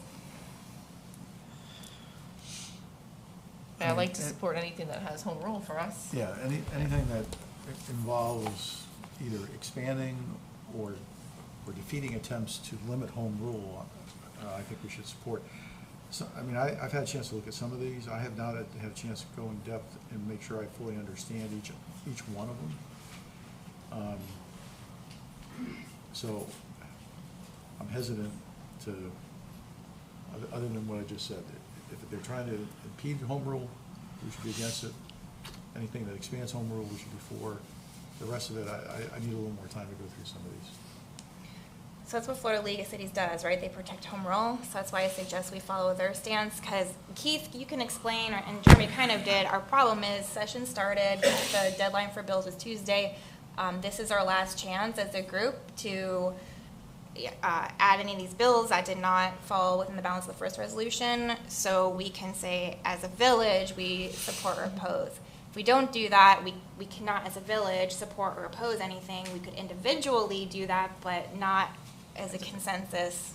Did I get that right? Yeah, I mean, as with anything, if the council wants to take a policy position, then the council needs to do that as the council. Any of you individually as residents and as individual representatives that sit on the council can always correspond with our state legislators on the topics, but in terms of taking a position for the village council, that would require you to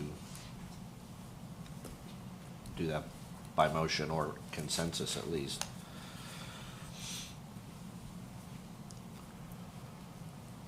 Vice Mayor Stone, your thoughts? Continue to follow the League of Cities. Yeah, and again, I'm just strongly looking for a home rule to stay local, so that way each municipality can do what they need to do to keep their town or village or city to the liking for the lifestyle and health of the residents. Okay. All right, public comment? What about the dogs in the windows?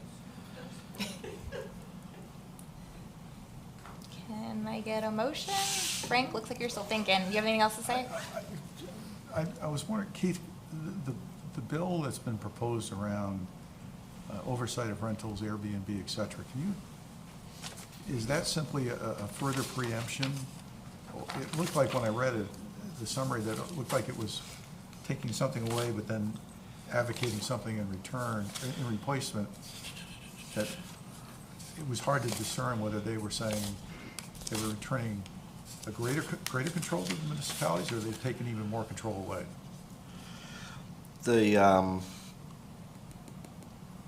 I think it's House Bill 833, and I'm looking for the companion Senate bill in my stack here. But my recollection is, no, it doesn't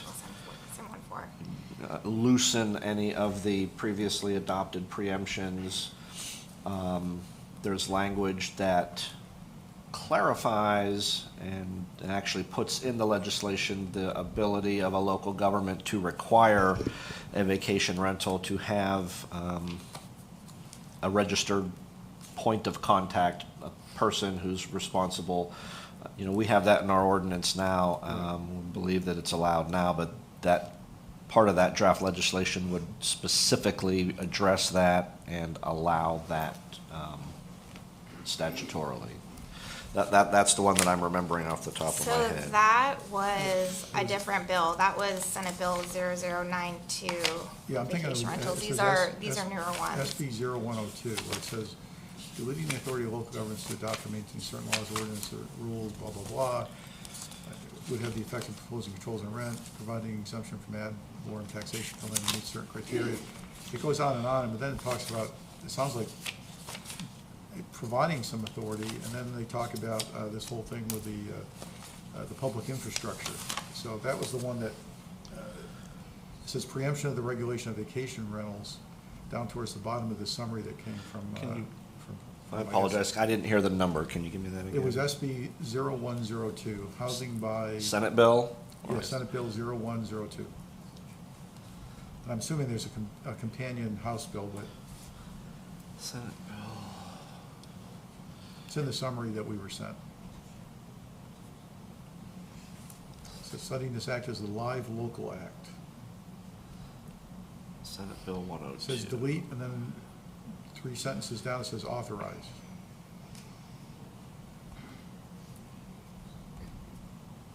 Senate Bill 102 is the one that provides certain tax credits for affordable housing programs. There's a preemption on certain affordable housing developments. I wasn't seeing that as a vacation rental bill. Well, then down below it, towards the end, it says preemption of the regulation of vacation rentals. It looks like they added that to, well, it's weird, because Senate Bill 0092 is like the same thing. That's why I was confused as to what was or wasn't being granted or taken away. I mean, obviously, we'd like to see more authority over rentals, particularly vacation rentals, than we have now. I know we've done the max with what the state law provides us an ability to do. But for example, I can tell you that one of the projects here in town, the owner just put it up for sale, and one of the things they advertised was that there are no regulations in Tequesta that restrict Airbnb or other types of vacation rentals, so you can have lots of fun here in this particular area. And again, we're preempted because of state law from perhaps addressing that a little more thoughtfully than we at this point in time. But when I saw the the preemption, I'm like, okay, so what are they preempting? They've already preempted a lot. They've limited us pretty severely on what we can or can't do. Yeah, I mean, our code right now regulates vacation rentals as much, As in best my we can. opinion, as we can. Right, I agree. Yeah.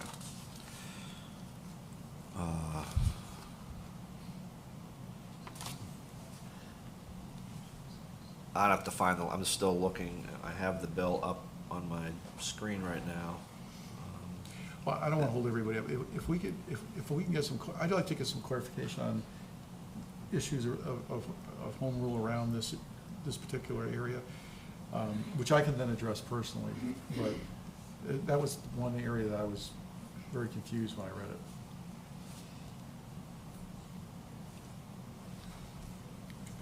But I think we have an agreement that we want to support the Florida League of Cities, right?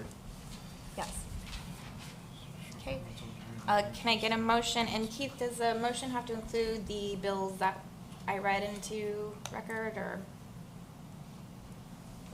I'm sorry, I was reading up on the. For the motion, we want to do a motion, I believe, to follow Florida League of Cities stands, and then do we have to make a motion to add the ones I read into record, or does that not need to be part of the motion? Well, if the council's motion is to generally track Florida League of Cities positions and specifically advocate legislation that enhances home rule, either endorses home rule or oppose legislation that continues to preempt and erode home rule.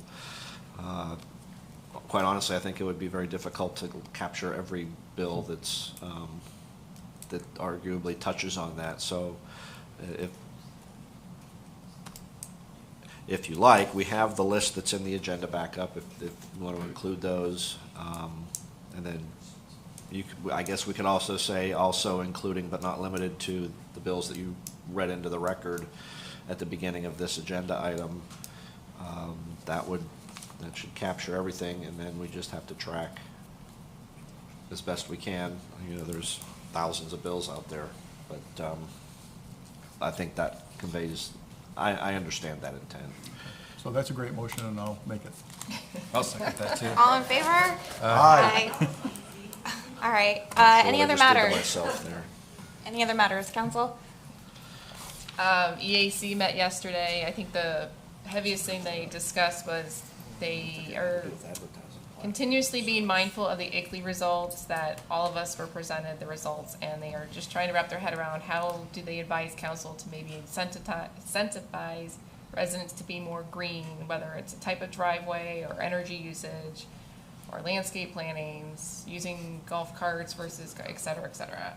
They just started that conversation to start thinking where they want to go with that, to come back to council and I guess help council figure out how to inspire our residents to be more green. Okay. Nothing more tonight. I know in the past, the council has, the workshop prior to the new council coming in, talked about intent on who wants to kind of continue leadership, change leadership, what it might be. I'd encourage that we continue that process. I think that's very healthy. Already on the list. It's already on the list. So Yeah. good. That's on the list. I agree. And with that being said, I think you've done a very, very good job as mayor. And, thank you. And, I think you've done a really good job of getting involved with Palm Beach County and everything associated with that. In addition to that, I think part of the strength that we've had as a council is over the last 3 years, we've had a different mayor. And I think it's healthy to continue that process of sharing that gavel to make the whole overall council stronger throughout the process. So nothing against the work that you've done, but if someone's willing to do that additional work and so forth, I think that's just good overall for Village of Cuesta. So I would make the recommendation that we see if Lori Brennan wanted to be mayor, if you're willing to do that additional work. So something to think about if you want to come back next week. That would be cool, but that would be my recommendation. Okay. So we'll talk about that at the workshop. It will be, Yes. and you can let us know how you feel Is about there a it. workshop before spring break or after spring break? After. Okay. After spring break. Good to know. What? I don't know what the date is. I just shut down my computer. April So 3rd. yeah, April 3rd. April 3rd, yeah. Oh, one thing. My wife looks like she's going to need some surgery, so there's a very good chance I will be here for the April council meeting. That'll be good, because that's a bad meeting to miss. Great. All right, I have nothing else to add. Can I get a motion? Motion to adjourn. Second. All in favor? Aye. Your last second. I know. All good. Last, I hope that goes okay. Okay, who won? So, She's got a hiatal. 7:42. Well, no, The she's. surgeries make me nervous. Initially, before the meeting started, Jeremy said it was going, and then during the meeting. Surgeries in general. Chance it may come back. And I told her, I said, we're not going to in Croatia and have something happen and then say, okay, well, now where do we go? You gotta take care of your health, first and foremost.